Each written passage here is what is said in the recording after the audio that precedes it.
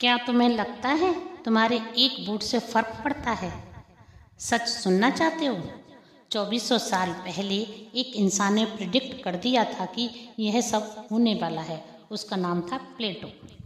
और वो इतना सही निकला कि डर लगता है। सोचो तुम एक जहाज पर हो, समंदर के बीचों बीच। अब कप्तान चुनने का समय आया तो क्या करोगे? सबसे ज़्यादा मत किसको मिलेंगे?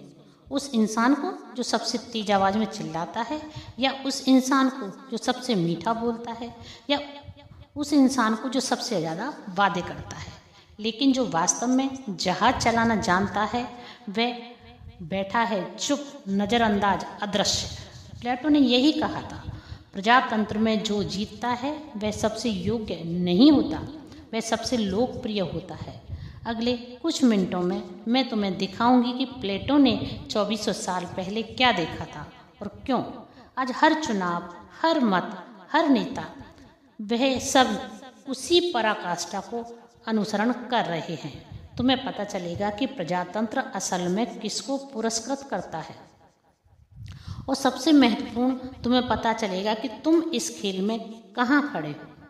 तो रुको, ध्यान केंद्रित करो, क्योंकि जो मैं तुमको बताने वाली हूँ वह तुम्हारी आंखें खोल देगा। बचपन से हमें यह सिखाया गया, प्रजातंत्र सबसे अच्छी व्यवस्था है, सबको मतदान करने का अधिकार है, सबकी आवाज़ मायने रखती है, जनता का शासन जनता के लिए। सुनने में अच्छा लगता है ना? लेकिन प्लेटो ने पूछा था एक सवाल, सरल सा, खतरनाक सा, क्या हर इंसान को मतदान का अधिकार होना चाहिए? तुम्हारा दिमाग अभी विद्रोह कर रहा होगा। तुम सोच रहे होंगे यह तो बहुत गलत बात है, लेकिन रुको, सुन तो लो। प्लेटो ने एक उपमा दी थी, सरल क्रूर राज्य का जहाज। कल्पना करो, एक जहाज खुले समंदर में, तूफान आने वाला है, अब कप्तान चुनना है। विकल्प पहला, एक अनुभवी नाविक जिसने 30 साल समंदर में बिताए हैं, दिशा निर्देशन जानता है, तारे पढ़ सकता है, तूफान को संभाल सकता है, लेकिन वो नीरस है, बोलता कम है, आकर्षण नहीं है। विकल्प दूसरा, एक लोकप्रिय इंसान जो अच्छा बोलता है, सबको हंसाता है, वादे करता है, मैं तुम्हें सबसे जल्दी किनारे पर ले जाऊंगा, लेकिन उसने कभी जहाज नहीं चलाया। अब मतदान हो, सच बताओ कौन जीतेगा? विकल्प दूसरा, हमेशा ही, क्योंकि लोग ज्ञान नहीं देखते, लोग आत्मविश्वास देखते हैं। यह सिर्फ एक कहानी नहीं है, यह तुम्हारी वास्तविकता है। हर चुनाव, हर बहस, हर राजनीतिक सभा, वही खेल वास्तविक विशेषज्ञ कोने में है, कागज लिए, आंकड़े लिए, समाधान लिए, लेकिन कोई सुनता नहीं, क्योंकि वह मंच पर चिल्ला नहीं रहा, नारे नहीं दे रहा, भावनाओं को उत्तेजित नहीं कर रहा, और मंच पर एक धमाकेदार वक्ता है जो बोल रहा है, वह चाहे गलत हो लेकिन बोल रहा है आत्मविश्वास के साथ, और लोग तालियां बजा रहे हैं। प्लेटो ने इसको देखा 2400 साल पहले एथेंस में, जहां प्रजातंत्र का आविष्कार हुआ था, और वह डर गया था। अब सवाल यह है, हम गलत को क्यों चुनते हैं? क्या हम मूर्ख हैं? नहीं, हम मानव हैं, और मानव भावनाओं पर चलते हैं, तर्क पर नहीं। प्लेटो ने समझाया था, अधिकांश लोग वो जीते हैं अपनी इच्छाओं से, मतलब तुरंत संतुष्टि, जो अभी अच्छा लगे, जो अभी सुनने में मीठा लगे, जो अभी संतोषजनक हो। भविष्य की योजना, दीर्घकालिक सोच, जटिल समाधान उबाऊ है। प्लेटो ने एक शब्द प्रयोग किया था, लोकरंजक, मतलब एक नेता जो तर्क से नहीं भावनाओं से चलता है, और वह जानता है विचारों को भावनाओं में कैसे बदलता है।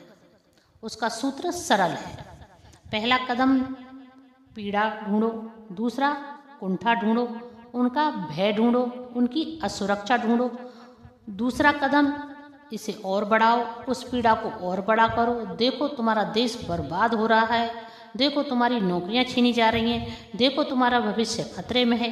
तीसरा कदम, एक सरल शत्रु प्रस्तुत करो, एक बलि का बकरा दो, यह सब उनकी वजह से हो रहा है, वह लोग, वो व्यवस्था, वो बाहरी चौथा कदम, स्वर्ग का वादा करो, मैं आऊँगा, सब ठीक कर दूंगा, सरल तेज आसान। पांचवा कदम दोहराओ, बार बार तेज आवाज में, अधिक क्रोध में सुनो। तुम्हारा मस्तिष्क एक जीवित रहने की मशीन है, लाखों सालों का विकास, और विकास ने तुम्हें सिखाया खतरे को पहले पहचानो, समूह को सुरक्षित करो, सरल उत्तरों पर विश्वास करो। इसलिए जब तुम्हें कोई डराता है, तुम्हारा भय केंद्र सक्रिय हो जाता है, लड़ो या भागो, और तर्क बाद में आता है। लोक रंजक यह जानता है, इसलिए वह आंकड़े नहीं देता, वह कहानियां देता है, खलनायक देता है, नायक देता है, और तुम प्रतिक्रिया करते हो, अपने दिमाग से नहीं, अपनी अंतरात्मा से। प्लेटो ने इसको बहुमत का अत्याचार कहा था, जब सबसे तेज आवाज सबसे सच्ची आवाज बन जाती है। अब मैं तुम्हें एक वास्तविक कहानी सुनाती हूँ। एथेंस 2400 ईसा पूर्व दुनिया का पहला प्रजातंत्र, दार्शनिक, कलाकार, विचारक, स्वर्णिम युग। लेकिन फिर युद्ध आया स्पार्टा के साथ, पेलोपोनेशियाई युद्ध 27 साल। क्रूर, और एथेंस को नेता चाहिए था, मजबूत, निर्णायक, निडर। तो उन्होंने किसको चुना? एल्विडियस, आकर्षक, सुंदर, आत्मविश्वासी, एक सितारा, लेकिन पूरी तरह अविश्वसनीय। वह रणनीति बदलना था, जैसे कपड़े, एक दिन एथेंस के साथ, दूसरे दिन स्पार्ट के साथ, फिर फारस के साथ। वफादारी शून्य, सिद्धांत कोई नहीं, लेकिन लोगों को वह पसंद था क्योंकि वह मनोरंजक था। और परिणाम, एथेंस हार गया, प्रजातंत्र ढह गया, तानाशाही आ गई। इस सब को देखकर प्लेटो ने निष्कर्ष निकाला, कठोर, असहज, लेकिन ईमानदार प्रजातंत्र अंततः अत्याचार में बदल जाता है। क्योंकि जब हर किसी को मतदान का अधिकार हो, बिना उत्तरदायित्व के, बिना ज्ञान के, बिना जवाबदेही के, तो जो जीतता है वह सबसे चालाक होता है, सबसे तेज आवाज वाला होता है, सबसे खतरनाक होता है। वह सत्ता में आते ही प्रजातंत्र को समाप्त कर देता है। इतिहास इसको बार बार दोहराता है। रोम, वाइमर, जर्मनी, वेनेजुएला, वही प्रतिरूप। तो प्लेटो का समाधान क्या था? तुम्हें आघात लगेगा, दार्शनिक राजा मतलब प्रजातंत्र नहीं, सबसे बुद्धिमान का शासन। सिर्फ वह लोग सत्ता में आए जो वास्तव में समझते हैं, जिन्होंने वर्षों अध्ययन किया है, दर्शन शास्त्र, नीति शास्त्र, शासन, जो सत्य के लिए जीते हैं, लोकप्रियता के लिए नहीं। सुनने में अच्छा लगता है, रुको, एक समस्या है, बड़ी समस्या। कौन निर्णय करेगा कि बुद्धिमान कौन है? कौन चुनेगा इन दार्शनिक राजाओं को? और सबसे बड़ा सवाल, सत्ता पाकर वे बुद्धिमान रहेंगे? इतिहास का पाठ स्पष्ट है, सत्ता भ्रष्ट करती है, पूर्ण सत्ता पूर्णतः भ्रष्ट करती है। प्लेटो की व्यवस्था सैद्धांतिक रूप से पूर्ण थी, लेकिन व्यवहारिक रूप से असंभव, क्योंकि मानव स्वभाव, लालच, अहंकार, नियंत्रण, यह सब आ जाते हैं। तो इसका मतलब क्या है? प्रजातंत्र गलत है? नहीं। तानाशाही सही है? बिल्कुल नहीं। असल बात यह है, कोई भी पूर्ण व्यवस्था नहीं है। प्रजातंत्र दोषपूर्ण है, लेकिन यह सबसे कम खतरनाक है। विंस्टन चर्चिल ने कहा था, प्रजातंत्र शासन का सबसे बुरा रूप है। अन्य सभी को छोड़कर अब सवाल तुम्हारे लिए, तुम क्या करते हो? अगर व्यवस्था दोषपूर्ण है, अगर हेरफेर हो रहा है, अगर बहुमत गलत चुनता है, तो तुम्हारी क्या जिम्मेदारी है? सुनो, प्लेटो ने एक और बात कही थी, बहुत महत्वपूर्ण, बहुत शक्तिशाली। उदासीनता की कीमत दुष्ट लोगों द्वारा शासित होना है। मतलब, अगर तुम मौन रहोगे, अगर तुम उपेक्षा करोगे, अगर तुम मेरा क्या फर्क पड़ता है सोचोगे, तो जो सत्ता में आएंगे वो सबसे बुरे होंगे। तो समाधान, शिक्षित मतदाता बनो, सिर्फ साक्षर नहीं। शिक्षित मतलब पहला कदम, सब कुछ प्रश्न करो। जब कोई राजनेता बोले तो तुम पूछो, प्रमाण क्या है, आंकड़े क्या हैं, पिछला रिकॉर्ड क्या है। दूसरा कदम, मुद्दों का अध्ययन करो, अर्थव्यवस्था, विदेश नीति, शिक्षा, स्वास्थ्य सेवा, उबाऊ लगता है, कठिन। यह तुम्हारी जिम्मेदारी है। तीसरा कदम, तमाशे से परे देखो, सभाएं देखो लेकिन सत्यापित करो, भाषण सुनो लेकिन तथ्य जांचो, वादे देखो लेकिन ट्रैक रिकॉर्ड देखो।